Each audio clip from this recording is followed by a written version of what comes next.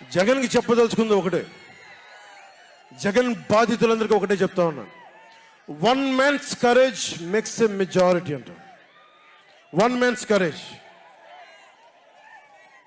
జగన్కి సంబంధించినంత వరకు పవన్ కళ్యాణ్ అంటే 3 పెళ్లిళ్ళు 2 విడాకులు. అతని దృష్టిలో 4 పెళ్లిళ్ళు అంటాడు. మరి ఆ 4వ పెళ్ళం ఎవరో తెలియదు, జగన్ ఏమో నాకు తెలియదు. మరి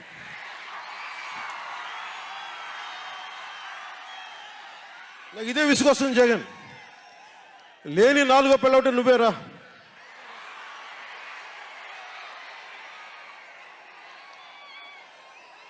నేను ఎప్పుడైనా సరే భారతి గారికి కూడా చెప్తున్నాను, మేడం భారతి గారు, మీరు ఊహించుకోండి, మేము ఎప్పుడన్నా సరే మిమ్మల్ని చాలా గౌరవంగా భారతి గారు, మేడం భారతి గారు అంటాం.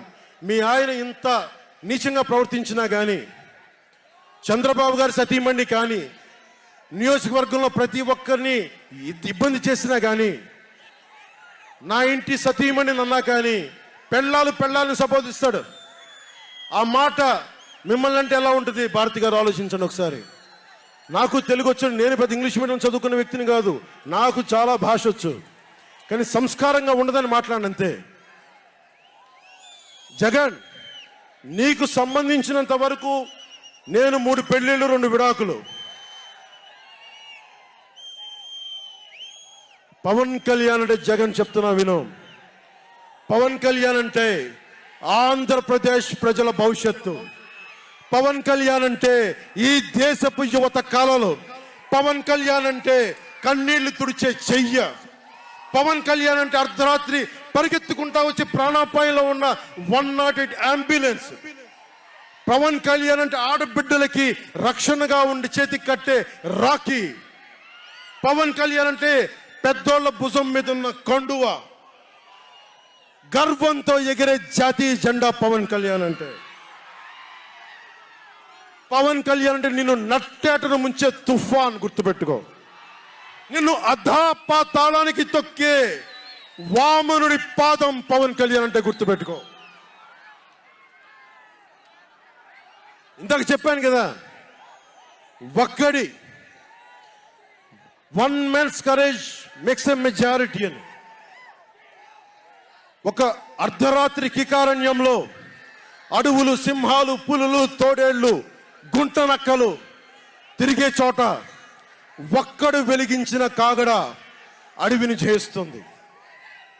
ఒక్కడు వెలిగించే కాగడ అడవిని జయిస్తుంది. ఒక్కడి ధైర్యం, ఒక్కడి సాహసం, ఒక్కడి ప్రతిఘటన కొన్ని కోట్ల మందికి తిరగబడే ధైర్యాన్ని, బలాన్ని ఇస్తుంది. మహాత్మా గాంధీ, అల్లూరి, నేతాజీ, బాబాసాహెబ్ అంబేద్కర్ ఇలాంటి మహానుభావులు ఎందరో స్ఫూర్తిని తీసుకొని వారి అడుగు జాడల్లో నేను ఒక్కడే 2014లో ఒక గొంతుకెత్తాను, ఒక్క అడుగు ముందుకేశాను, ఒక్క ప్రతిఘటన చేశాను, ఒక్క యుద్ధం మొదలుపెట్టాను. అది 2024కి.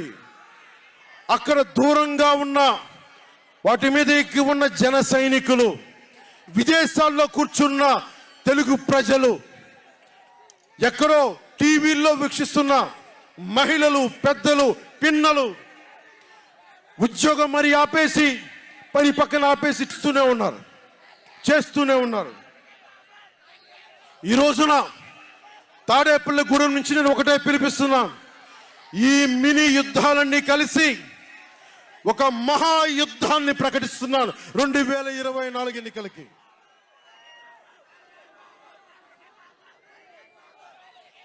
ఒక మహాయుద్ధానికి శంఖారావం పలుకుతున్నాను. ఇది నా దేవదత్తం. ఇది లక్షలు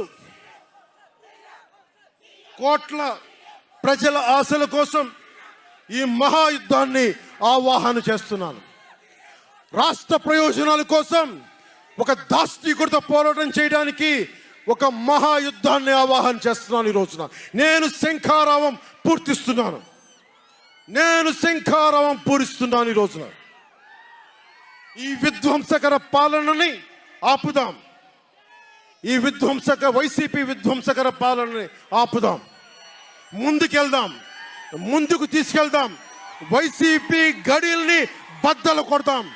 మీకు బంగారు భవిష్యత్తుని తెచ్చే బాధ్యత, శాంతి సుస్థిరత ఇచ్చే బాధ్యత తెలుగుదేశం పార్టీ, జనసేన తీసుకుంటుంది.